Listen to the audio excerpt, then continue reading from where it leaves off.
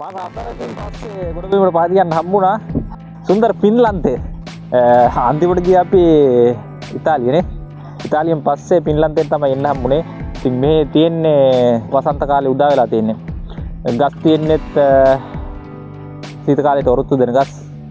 වැඩි දුරක් යන්න නම් බෑ අපිට ටැක්සි නැහැ. අපි යන්න පුළුවන් දුරක් ප්‍රමාණයක් ඇවිදලා බලලා මේ දේවල් අපිත් එක්ක රස විඳින්න කියලා ආරාධනා කරනවා. අපි බලමු ඉස්සරහට කොහොමද මොනවද තියෙන්නේ මොනවද විශේෂත්වයකට තියෙන්නේ කියලා. ලස්සන සාමකාමී රටක් පරිසරයත් ලස්සනයි. සීත කාලයක් තියෙන්නේ. වසන්ත කාලේ වුණාට තාම සීතලයි.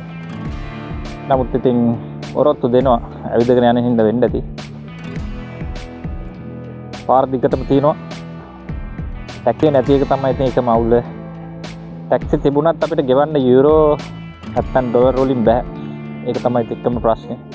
ඉතින් ඇවිදින්න පුළුවන් දුර ප්‍රමාණයක් ඇවිදගෙන ගිහිල්ලා අපෝ එන්න තමයි ඉතින් අදහස. නැවෙන් ගොඩබිමට පය තියෙන එකත් ලොකු සහනයක්. ලොකු නිදහසක් දැනෙනවා.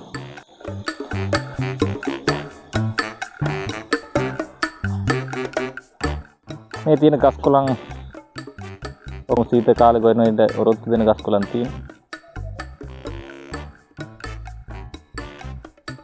බලමු ඉස්සරහට කියලා. ගොඩක් ලොකු දුර පාරක අපි යන්නේ. හැමතැනම ඉතින් එක වගේ. දකින්න විශේෂයක් නම් තාම නැහැ. ඕංග ඉතින් ගොඩබිමේ සුන්දරත්වයේ ඉඳින හැටි තමයි.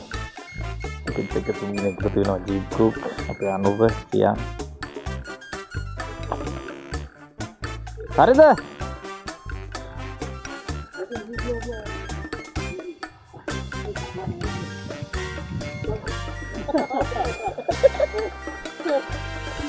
Where you go, Jorge? Oh, very nice place.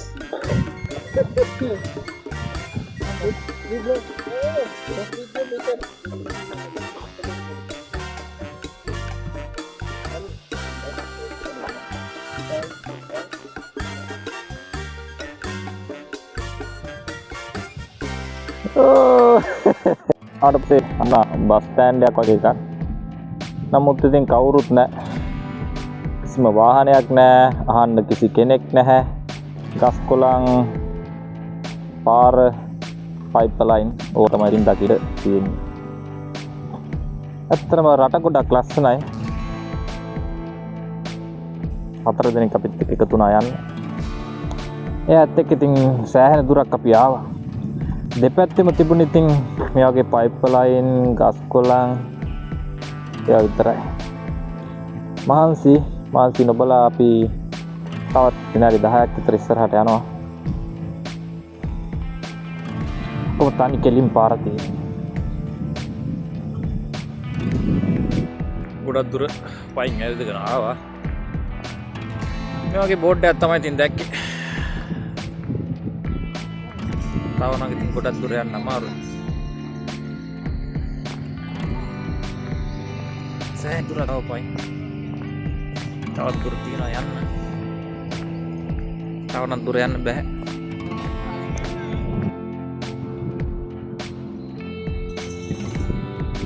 හරි සනීපයි. කිලෝමීටර් 10ක් ඇවිල්ලා දැන් ආයෙ 10ක් යනවා 32යි. කොහමද? තමයි සන්තෝසයි. සී බරුවා.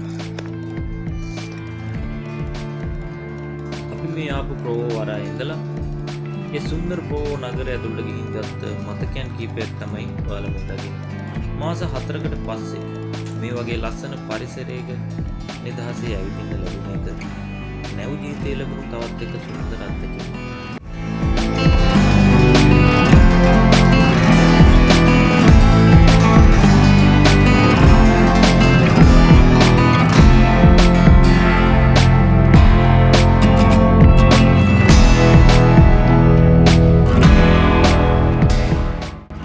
අද වීඩියෝ එක මම මෙතන නතර කරනවා. නැව ජීවිතයේ මේ වගේ තවත් ලස්සන වගේම අලුත් අත්දැකීමක් කරන් ඊළඟ වීඩියෝ එකෙන් ඉක්මනටම හම්බෙමු. වෙනදා වගේම ප්‍රාර්ථනා කරනවා මට මෙන්න ඔබටත් ජය වේවා.